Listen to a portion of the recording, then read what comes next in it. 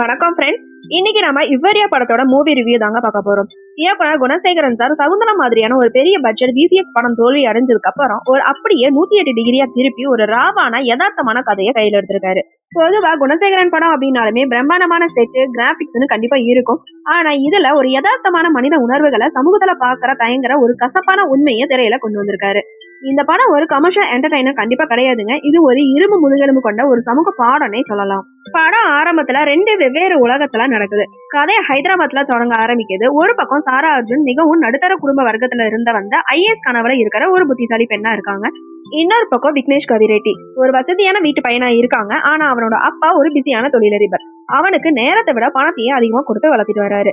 கதையோட திருப்பு முனையே ஒரு இரவு பாட்டியில நடக்குதுங்க. ஜாலியா இருக்கணும்னு ஆரம்பிக்கிற ஒரு விஷயம் எப்படி அந்த இளைஞர்களை ஒரு மாய உலகத்துக்குள்ள, அதாவது இஃபேரியாக்குள்ள இழுத்துட்டு போகுது அப்படிங்கறத இயக்குனர் மிக தத்ரூபமா காட்டியிருக்காரு. சாரா அர்ஜுன் அறியாமலேயே அந்த போதை வலையில சிக்க வைக்கப்படுறாங்க. இந்த போதைப் பொருள் பழக்கத்துக்கு பின்னாடி இருக்கிற ஒரு பெரிய நெட்வொர்க்கை விசாரிக்க கௌதம் வாசுதேவ மேனன் ஒரு நேர்மையான போலீஸ் அதிகாரியா வராங்க. அவர் விசாரணை தொடங்கும் போதே இது வெறும் மாணவர்கள் சம்பந்தப்பட்ட விஷயம் மட்டும் இல்ல, இதுக்கு பின்னாடி பெரிய அரசியல் அதிகார பலம் இருக்கிறது தெரிய வருது. பூமிகா ஒரு தாயா தம் மகனை அந்த நரகத்துல இருந்து மீட்டெடுக்க முயற்சியில இதயத்தை தொடர மாதிரிதாங்க இருக்கு. குறிப்பா பெற்ற வளர்ப்பு சரியில்லை அப்படின்னு சமூகம் அவரை நோக்கி விரல் நீட்டும் போது அவர் அதை எதிர்கொள்ளும் விதம் மிக வலிமையாவே காட்டப்பட்டிருக்கு. படத்தோட 2ஆம் பதில வரும் கோட்ஸை மிக அழுத்தமாக பதிவு பண்ணியிருக்காங்க. தவறு செஞ்சவன் குற்றம் சாட்டப்பட்டவன் அப்படின்னு மட்டும் பார்க்காம அந்த தவறுக்கு காரணமா இருந்த சமூக பின்னணியும் விசாரணைக்கு உட்படுத்துறாங்க. சாரா அர்ஜுன் ஒரு பாதிக்கப்பட்ட நபரா இருந்து எப்படி தன்னை மீட்டெடுத்து நீதி கேட்கறாங்க அப்படிங்கறதாங்க படத்தோட மெயின் பாயிண்டே சொல்லலாம். இந்த படத்தோட மிகப்பெரிய பலமே எதையுமே கமர்ஷியலுக்காக கலர் பூசி காட்டல. போதைப் பொருள், பெண்களுக்கு எதிரான வன்முறை, சைபர் கிரைம்னு எல்லாத்தையும் அப்படியே அப்பட்டமா காட்டியிருக்காங்க.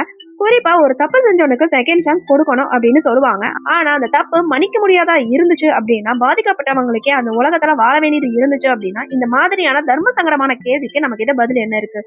இதுக்கு குணசேகரன் சார் ரொம்ப நேரடியா வலிமையான பதில சொல்லியிருக்காரு. நம்ம ஊர் படங்கள்ல வழக்கமா ஒரு குழந்தை கெட்டு போயிடுச்சு அப்படின்னா உடனே அம்மாவை தான் தப்பு சொல்லுவாங்க.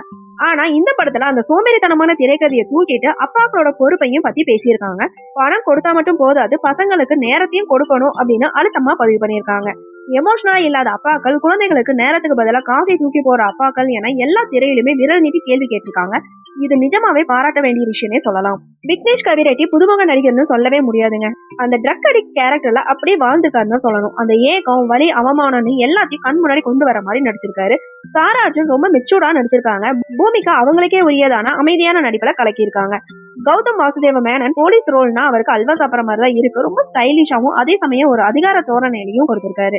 கால பைரவோட மியூசிக் படத்தோட இன்னொரு பிளஸ்னே சொல்லலாம். அந்த போதை உலகத்துல இருக்கிற ஒருவித மயக்கத்தையும் பதற்றத்தையும் அந்த பிஜிஎம் மூலமா கொண்டு வந்திருக்கிறது அருமையா இருக்கு. படம் கிட்டத்தட்ட 2 மணி நேரம் ஓடுது. சில இடங்கள்ல ஆவணப்படம் பாக்குற ஃபீல் கண்டிப்பா வரும். படம் ரொம்ப மெதுவா போற மாதிரியும் இருக்கும். ஆனா ஒவ்வொரு சீனுமே ஒரு சமூக பொறுப்பை பத்தி உணர்த்துற மாதிரி தான் வச்சிருக்காங்க.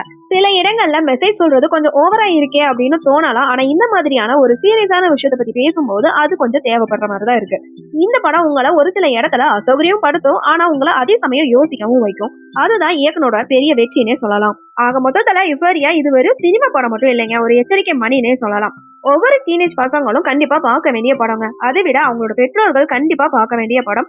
ஓகே ஃப்ரெண்ட்ஸ், உங்களை நெக்ஸ்ட் வீடியோல பாக்குறேன். இந்த வீடியோ உங்களுக்கு பிடிச்சிருந்தா லைக், ஷேர், சப்ஸ்கிரைப் பண்ணுங்க. தேங்க்யூ.